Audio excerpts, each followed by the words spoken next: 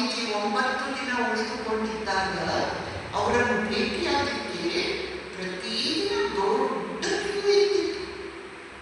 ಅದೇ ರೀತಿ ಒಂದು ದಿನ ದೊಡ್ಡ ಕ್ಯೂದಲ್ಲಿ ಸ್ವಾಮಿ ವೀರೇಶ್ವರಾನಂದಜಿಯವರು 5 ವರ್ಷದ ಹುಡುಗ ಮತ್ತು ಅವರ ಅಪ್ಪ ಸ್ವಾಮಿ ವಿವೇಕಾನಂದರಿಗೆ ನಮಸ್ಕಾರ ಮಾಡಿ ಬಂದಿರ್ತಾರೆ. ದೊಡ್ಡ ಕ್ಯೂದಲ್ಲಿ ಹೋಗಿ ಅದನ್ನು ನೆನಪಿಸಿಕೊಂಡು ಸ್ವಾಮಿ ವೀರೇಶ್ವರಾನಂದಜಿಯವರು ಮುಂದೆ ಹೇಳ್ತಾ ಇದ್ರು, ಸ್ವಾಮೀಜಿ ನನ್ನನ್ನು ನೋಡಿದ್ದಾರೆ, ನಾನು ಅವರನ್ನು ನೋಡಿದ್ದು ನೆನಪಿಲ್ಲ ನನಗೆ.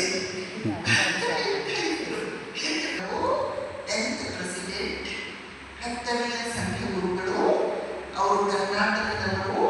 ಸ್ವಾಮಿ ಬ್ರಹ್ಮಾನಂದಜಿ ನಂತರ ಅತ್ಯಂತ ಹೆಚ್ಚು ವರ್ಷಗಳ ಕಾಲ 15 ವರ್ಷಗಳ ಕಾಲ ರಾಮಕೃಷ್ಣ ಸಂಘವನ್ನು ಮುಂದಾಳತ್ವ ವಹಿಸಿದ್ದು ಅವರು.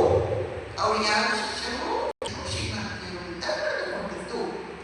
ಸ್ವಾಮಿ ವೀರೇಶ್ವರಾನಂದಜಿ ಮಹಾರಾಜ್ ಆ ದಿನಗಳಲ್ಲಿ ಅಸಿಸ್ಟೆಂಟ್ ಜನರಲ್ ಸೆಕ್ರೆಟರಿ ಆಗಿದ್ದಾರೆ. ಅವರು ಬೇಲೂರು ಮಠದಲ್ಲಿ ಶ್ರೀಮಾತೆಯವರ ಸಮಾಧಿ ಮಂದಿರ ಇದೆಯಲ್ಲ ಅಲ್ಲಿ ಕೊಂಡ್ಕೊಂಡಿರ್ತಾರೆ.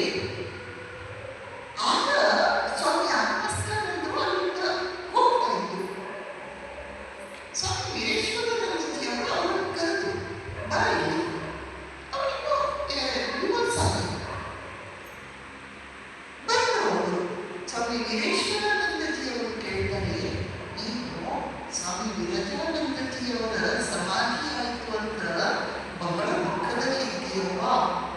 ನಿನಗೆ ಆ ದುಃಖದಿಂದ ಹೊರಬರಲಿಕ್ಕೆ ಆಗ್ತಾ ಇಲ್ಲ ಅಲ್ವಾ ಅಂತ ಕೇಳಿದ್ರು. ಆಗ ಸ್ವಾಮಿ ಆತ್ಮಸ್ಥಾನಂದಜಿಯವರು ಹೌದು ಅಂತ ಹೇಳಿದ್ರು. ಸ್ವಾಮಿ ವೀರೇಶ್ವರಾನಂದಜಿಯವರು ಹೇಗೆ ಕೆಲವೇ ಶಬ್ದಗಳಲ್ಲಿ ಅವರು ದುಃಖದಿಂದ ಹೊರಬರುವಂತೆ ಮಾಡಿದರು ಎಂಬುದನ್ನು ಸ್ವಾಮಿ ಆತ್ಮಸ್ಥಾನ